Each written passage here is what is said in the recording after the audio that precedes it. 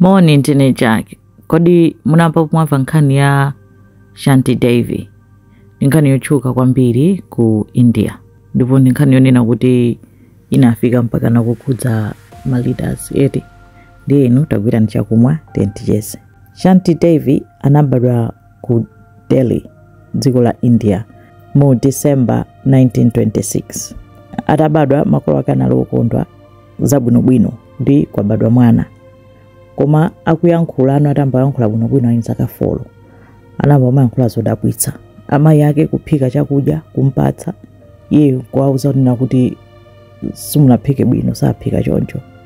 Amayi ake iwe ukandiuza bwanji zoti maphikidwe wa zaka 4 kuti no ine amuna anga amene ndinkaphikirira ndikati mphike izi ndimathira momwe mwakuti ndimateri kufotokoza bwinobwino. Amayi ake nkumanda kuti amuna ako what do you mean? Iye nkwamba kumayankha unena kuti ine sine wakunoto kwathu kweni ndi kumathuro mbali ina ku India komweko.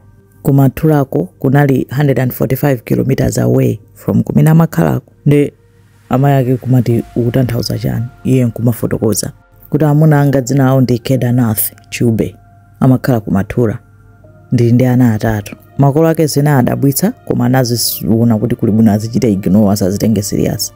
Shanti sanasiye kumakamba zinthu zakezo. Ulendo wina anayesera kuthawa ku nyumba. Anamupeza atasochera pena pake faicho kuti analibe ndalama zopitira koma amafuna kupitako. Anamtenga makolo ake kuti ukuthawa kupita kuti. Akuti ndifuna zipita ku nyumba kwanga.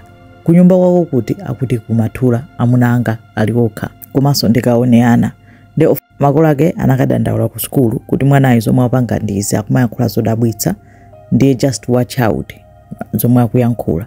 Ndaziphunzitsa kana sachita chidwi nkwamba nokumamufusa bwinobwino ndi amafotokozaso zomwezo.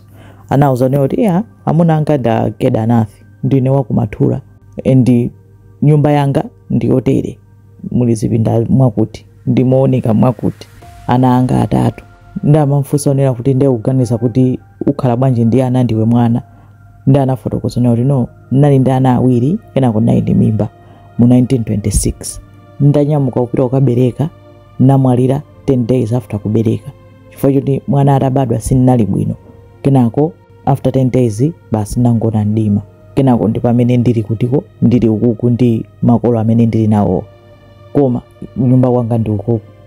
Ndaziphunzitsa zinachitisa chidwi a head master anangochita decide kuti okay kufufuza malo amene Shanti amafotokozawo analemba kalata kwa munthu dzina lake Kedarnath Chube. Dzina lomwe amatchula Shanti chicha nkutumiza kalatayo kungochita assume kuti let's say kuti mwana yake akunena zoona.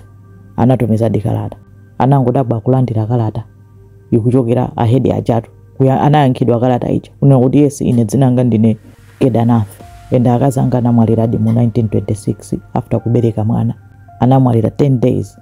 Anthu dzidzidzi kuti kuti mwana akunena zoona. Tsono abambo achaso zinadzidzimutsa Kedarnath aja. Chifukwa iwo odi akazawo analoti anamwalira mu 1926. Ndi akadabwa kunena kuti after zaka zingapo akulandira kalata. Ndi Kedarnath anachita decide kuti okay tente pangeni experiment test. Anatumiza cousin wawo kupita ku nyumba kwa Shanti Devi kucha. Ndiye kuti ukanene kuti ndiwe ineyo. Ukanene kuti ndine Kedarnath tuone ngati Shanti yo atatani ataziwe kuti nzabodza. Ndi cousin wawo yo ananyamuka kukagogoda kupita kutulukira kuti dzina langa kunena kuti ndine Kedarnath. Koma ali cousin wake wa Kedarnath ucha. Ndi Shanti Devi anamuona kunena kuti musatinamizepo apa inu kuachula dzina sino a Kedarnath.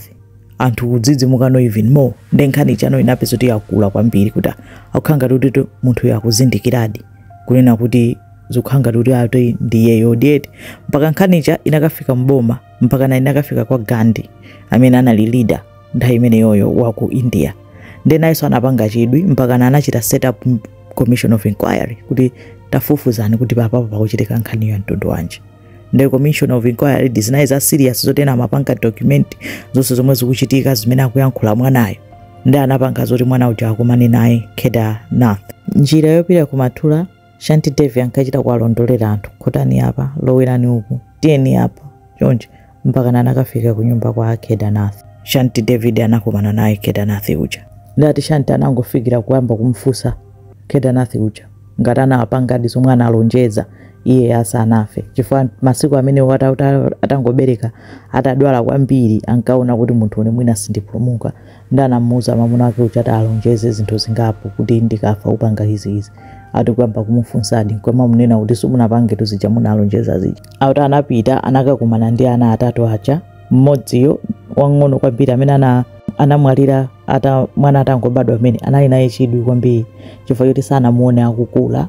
Auta anawapepesa anaonsewo kuti pepani sindinathe kukhala nanu, komano iye amayankhula ndi ana kuti anali akuluakulu kwa iye kumauza kuti ndine mayi anu, kumayankhula zija za serious, kumakumbusa zinthu zakale zija zoti kumachita kudabwitsa ati inali nkhani yopsa kwambiri mpaka anayigwiritsira ntchito mu system yawo kupanga prove kuti akuti reincarnation ndi yeniyeni, kuti anthu ena adi amabadwanso. Mpaka pano ili documented, ngakhale anthu ena azungu ma scientist anabwera kuzayipanga debunk kunena kuti ya sizingatheke, ana ena amanama, uyu mwina ankangonama, ende ataona kuti anthu akumpasa attention anapitiriza kulimbikira boza lakero anthu ena.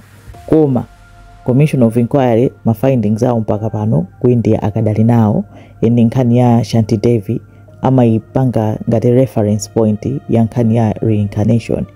Shanti Devi anabwerera kwa makolo ake, ngasi anayika mwana kukakhala kwa makolo ake, koma anakana kukwatiwanso, sanakwatiwenso moyo wake wonse. Ananena kuti ndinakwatiwa kale ndenzikwatiwanso ticha, ananena kuti ndinabereka kale ana ndili nawo ndiberekeranji. Anakhala moyo wake like that. And Shanti Devi anakhala moyo mpaka kukwana zaka 67, anamwalira mu 1987. Imene ndi nkhani yodabwitsa kwambiri ya Shanti Devi ku India. Zikomo kwambiri.